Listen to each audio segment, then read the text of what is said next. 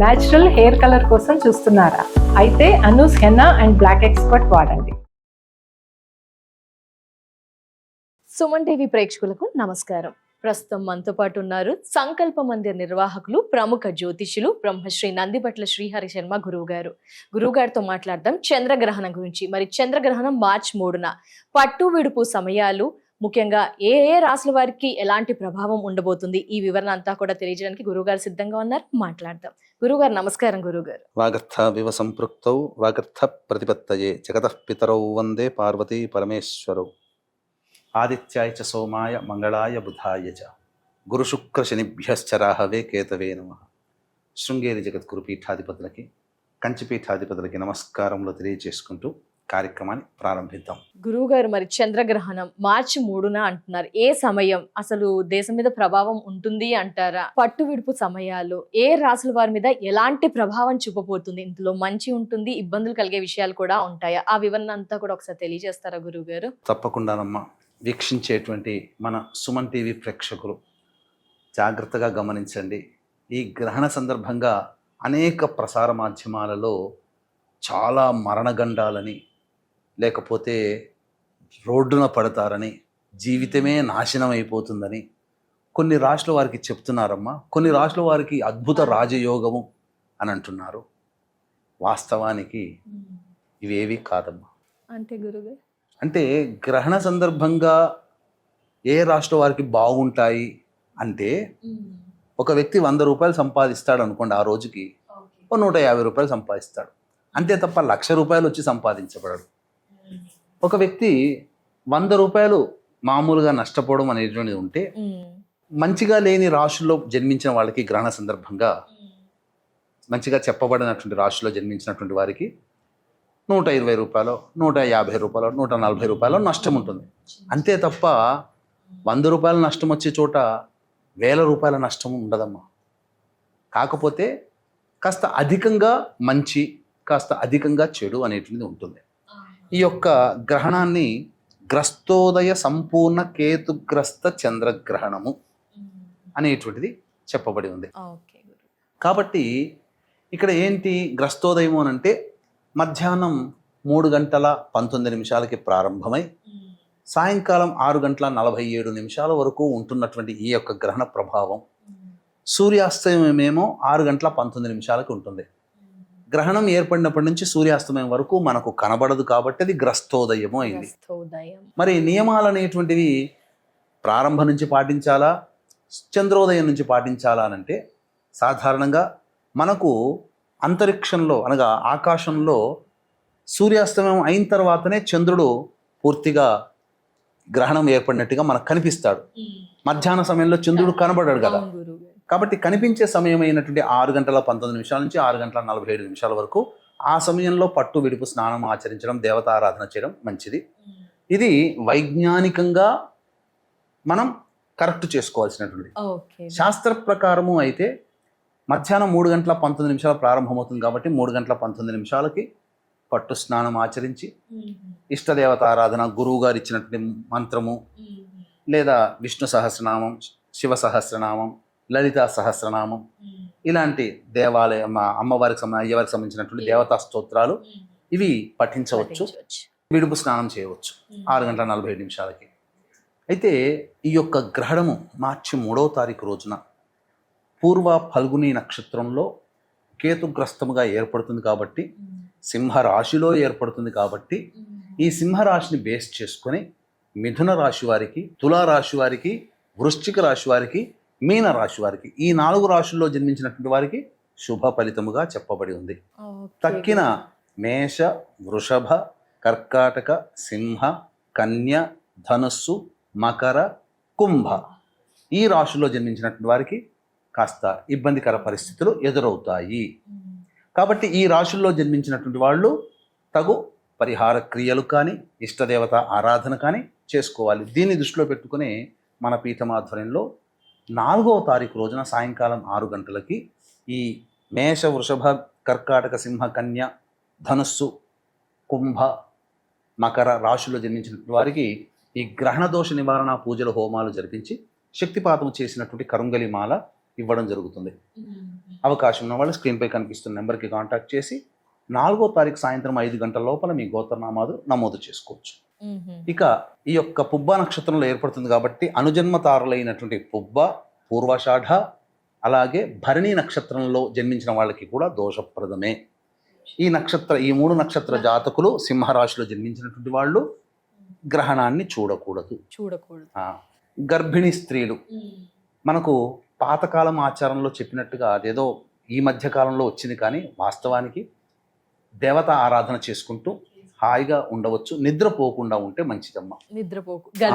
గర్భిణీ స్త్రీలు అలాగే ఈ యొక్క గ్రహణ సందర్భంగా ఎటువంటి దురాచారాలు అంటే కటింగ్ చేసుకోవడం, గోర్లు తీసుకోవడం లాంటివి, ఎదుటి వాళ్ళతో దుర్భాషలు ఆడడం కానీ, అలాగే ఈ గ్రహణ సందర్భంగా ఈ సంబంధించినటువంటి నిర్ణయాలు, గొప్పవైన నిర్ణయాలు అంటే డబ్బులు ఇవ్వడం కానీ, లేకపోతే వ్యాపారం ప్రారంభం చేయాలనుకున్న కానీ, మనం ఏందో ఫ్యూచర్ ప్లాన్లో ఏం చేయాలనుకుంటామో అటువంటివి శుభమైనటువంటి నిర్ణయాలు తీసుకోకుండా ఉంటే మంచిది.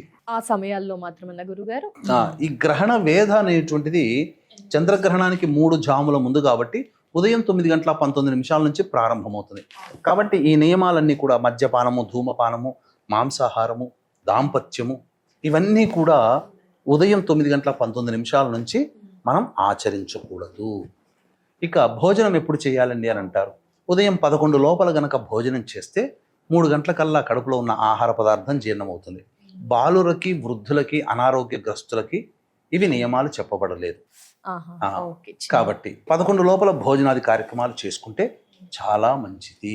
గర్భిణీ స్త్రీలు తినొచ్చా గురువు గారు? ఏమైనా తినవచ్చునమ్మా, తప్పులేదు. కానీ ఆ గ్రహణం ఉండే సమయంలో మాత్రం కాస్త జాగ్రత్తగా బయట తిరగకుండా ఉంటాయి. ఎందుకంటే మనకు విషవాయువులు మన భూమి మీద రాకుండా ఓజోన్ పొర కాపాడుతుంది.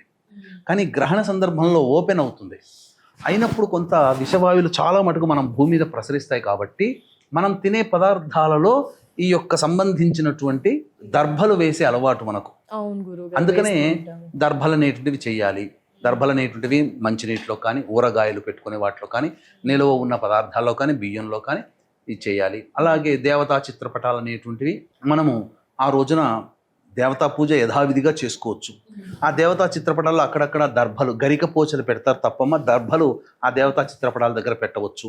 అలాగే ఇంటి మధ్య హాలులో షట్కోణము కానీ, చతుర్భుజము కానీ, చతురస్రాకారం కానీ ముగ్గుపిండితో వేసి మధ్యలో దర్భ పుల్లలు ఉంచితే సరిపోతుంది. ఆ విషవాయువులన్నీ కూడా ఇంట్లో అనేటువంటివి ప్రసరించవు.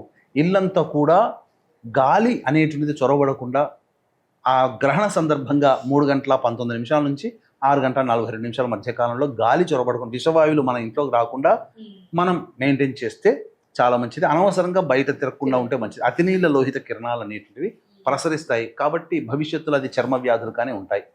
కాబట్టి చెప్పినటువంటి రాశుల్లో జన్మించినటువంటి వాళ్ళు అనగా మేష, వృషభ, కర్కాటక, సింహ, కన్య, ధనుస్సు, కుంభ, మకర ఈ రాశుల్లో జన్మించినటువంటి వారు, పుబ్బ, పూర్వాషాఢ, భరణి నక్షత్రంలో జన్మించినటువంటి వారు ప్రధానంగా ఇష్టదేవత ఆరాధన అనేటువంటిది చేసుకుంటే చాలా మంచిది. పట్టు విడుపు స్నానం అనేటువంటిది గ్రస్తోదయం అనగా 6:19 నుంచి పట్టు స్నానము, 6:47 విడుపు స్నానం చేయవచ్చు. దానాది కార్యక్రమాలు ఈ మధ్యకాలంలో అనగా 6:19 నుంచి 6:47 మధ్యకాలంలో దానాది కార్యక్రమాలు చేయవచ్చు. ముఖ్యంగా దాన కార్యక్రమాలు అనేటివి సహజంగా గుళ్ళు తెరిచి ఉంచబడవు కాబట్టి తెల్లవారి అనగా 4వ తారీఖు రోజున ఉదయం ఎవరైతే ఈ దోషం ప్రదమైనటువంటి రాశిలో జన్మించిన వాళ్ళు ఉన్నారో ఆ రాశిలో జన్మించినటువంటి వాళ్ళు వెండి చంద్రబింబము, వెండి సర్పబింబము, ఒక కంచు పాత్ర తీసుకొని దాని నిండా శుద్ధమైన ఆవు నేతి వేసి ఆ ఆవు నేతిలో ఈ 2 బింబాలు వేసి ఉలవలు మరియు బియ్యము, గోధుమలు, మినుములు వీటితో సహా దానం గనక చేసినట్లయితే ఆ దోషమంతా కూడా తొలగిపోతుంది.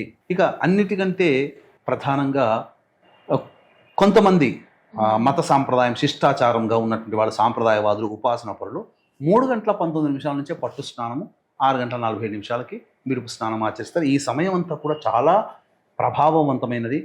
మనం బయట 100 సార్లు శ్రీరామ అంటే వచ్చే ఫలితం ఇక్కడ గ్రహణ సమయంలో ఒక్కసారి పఠిస్తేనే వస్తుంది. ఇక్కడ బయట ప్రసార మాధ్యమాలు చెప్పినట్టుగా కొన్ని రాష్ట్రాల వారికి ఇక రాజయోగమే అని పెడతారు, కొన్ని రాష్ట్రాల వారికి మరణగండము అని అంటారు, భయపెట్టించేటువంటిగా ఉంటాయి. కాబట్టి ప్రేక్షకులారా, ఇటువంటి గ్రహణ సందర్భంగా గ్రహణం అనేటువంటిది అంతరిక్షంలో ఏర్పడేటువంటి ఒక అద్భుత దృశ్య కావ్యం. ఇది. కానీ ఈ గ్రహణం అనేటువంటిది కొన్ని ఉత్పాతాల్ని ప్రపంచవ్యాప్తముగా తీసుకొని వస్తుంది. సింహరాశి అని అంటే రవికి సంబంధించిన రాశి, పైగా నవగ్రహాలలో రాజు కాబట్టి ప్రపంచవ్యాప్తంగా పెద్దన్నగా పాత్ర పోషించే అమెరికా లాంటి దేశాల్లో కొన్ని ఇబ్బందికర పరిస్థితులు రావచ్చు. అంతేకాకుండా కొత్త యుద్ధాలు ప్రారంభమవ్వచ్చు, ఆల్రెడీ యుద్ధాలు జరుగుతున్న వాటి ఉధృతం అవ్వచ్చు. ఇప్పుడు America, Iran, Ukraine, Russia, Afghan, Pakistan, ఇలా చైనా, తైవాన్ ఇలాంటివి చెప్పబడ్డాయి కదమ్మా. ఈ దేశాల మధ్యన యుద్ధ ప్రారంభ చర్యలు మీరు గమనిస్తున్నట్లయితే దేశాధ్యక్షులు మరణించే అవకాశాలు ఉంటాయి. ఉదాహరణకి గత 3-4 రోజుల కిందట ఒక వార్త హల్చల్ చేసింది, ఇరాన్ అధ్యక్షుడు ఖమేనీ చనిపోయాడు అని చెప్పి.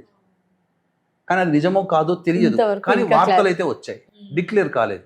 సో ఇలాంటివి అనమాట దేశాధ్యక్షులకి ప్రమాదకరము, దేశాలకు ప్రమాదకరము, సునామీ, భూకంపాలు లాంటివి జరిగే అవకాశాలు గ్రహణ తదనంతరం ఏర్పడే అవకాశం ఉంటుంది.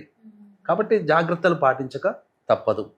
కాబట్టి ఈ చెప్పబడినటువంటి రాశుల్లో ఎవరికైతే బాగోలేదని చెప్పబడి ఉన్నామో వాళ్ళు దేవతారాధన చేసుకుంటే జరిగే నష్టం ఉదాహరణకు చెప్తానమ్మా. ఓకే గురుగారు. దెబ్బ తగలాలి అని రాశి ఉందనుకోండి, బాగోలేని రాశులు ఏవైతే చెప్పారో వాళ్ళు ఈ సంబంధించినటువంటి డాంబర్ రోడ్డు మీదనైనా కంకర రాళ్ళు ఉన్న చోట పడి దెబ్బ తగులుతుంది. మంచి జరుగుతున్నదని అనుకోండి, దెబ్బ తగులుతుందని రాశి ఉంటుంది. మంచి రాశుల్లో అనగా మిథున రాశో తులారాశిలో జన్మించుంటారు, లేదా మీన రాశిలో జన్మించుంటారు, వృశ్చిక రాశిలో జన్మించుంటారు, వాళ్ళకి శుభం కలుగుతుందని చెప్పబడి ఉంది. కానీ వాళ్ళ జాతకంలో దెబ్బ కింద పడాలి అనుకున్నప్పుడు ఈ గ్రహణ సందర్భంగా అది వాళ్ళకి యోగం కాబట్టి గుడ్డ పేలికలు ఉన్న చోటనో లేకపోతే ఇసుక ఉన్న చోటనో పడి చిన్న దెబ్బ, అది నష్టము కొద్దిగా ఎక్కువ నష్టం, లాభము కొద్దిగా ఎక్కువ లాభం అంతే తప్ప రాజయోగాలు, చక్రవర్తిత్వాలు, మరణగండాలు, జాతకం నీచ స్థానానికి పడిపోవడం అట్లా ఏమి ఉండదు. ఎందుకంటే అవకాశం ఉంటే ఈ దోషాలు ఉన్నాయి కదమ్మా, ఈ చెప్పబడినటువంటి రాశులు అనగా మేషరాశి, వృషభ రాశి, కర్కాటక రాశి, సింహరాశి, కన్యా రాశి, ధనుస్సు రాశి, మకర రాశి, కుంభరాశిలో జన్మించినటువంటి వాళ్ళకి దోషప్రదం ఉన్నారు. కాబట్టి మన పీఠమాధురంలో 4వ తారీఖు రోజున సాయంకాలం 6 గంటలకి ప్రారంభమయ్యేటువంటి గ్రహణ దోష నివారణ కార్యక్రమంలో ఈ రాశిలో జన్మించిన వాళ్ళు పాల్గొన్న గోతనామాలు నమోదు చేసుకోవచ్చు. శక్తిపాతం చేసినటువంటి కరుంగలి మాల ఇవ్వడం జరుగుతుంది. సాయంకాలం 4వ తారీఖు సాయంకాలం 5 గంటల లోపల గోతనామాలు నమోదు చేసుకోవచ్చు. ధన్యవాదాలు గురుగారు. చంద్రగ్రహణం పూర్తి వివరణ మాకు మా వ్యూయర్స్ కి అందించినందుకు నమస్కారం గురుగారు. సర్వం శ్రీ ఉమామహేశ్వర పరబ్రహ్మార్పణమస్తు.